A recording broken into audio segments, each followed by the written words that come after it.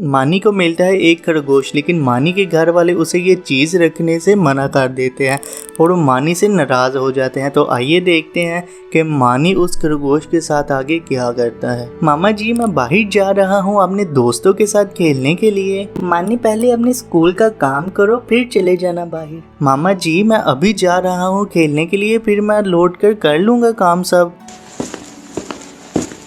ये क्या, यहाँ तो एक खरगोश है, मुझे लगता है इसे एक चोट लगी है, मैं अभी जाकर देखता हूँ इसे। कितना प्यारा खरगोश है ये, मुझे लगता है इसे भूख लगी है, मैं अभी इसे अपने घर ले जाता हूँ। फिर मानी उसे अपने घर ले आता है। तो आइए देखते हैं कि मानी के घर वाले उसे देखकर क्या कहते हैं। मामा जी, ये देखे मुझे कितना प्यारा खरगोश मिला है। मानी, ये तुम किधर से ले आए हो? चलो जाओ, इसे वापस वहाँ पर ही छोड़ो जहाँ से तुम इसे लेकर आए हो। नहीं मामा जी, मैं इसे नहीं छोड़ कर आऊँगा, अब मैं इसके साथ ही खेला करूँगा। आप मुझे एक गाजर दे दे, इसे बहुत भूख लगी होगी, मैं इसे खिला दूंगा वो। मानी, मुझे तो ये कोई जंगली खरगोश लग रहा है, तुम जिद ना करो, इसे वापस छोड़ कर आओ। नहीं मामा जी, ये कोई जंगली नहीं है और मैं इसे छोड़कर नहीं आऊँगा, आप मुझे लाकर दे देंगे या नहीं? मानी, तुम वैसे बहुत जिद्दी हो, चलो ठीक है, मैं तुम्हें लाकर देती हूँ। मानी की माँ उसे गाजर लाकर देती है और मानी उस खरगोश को गाजर खिलाने की कोशिश करता है, लेकिन वो उसे नहीं खाता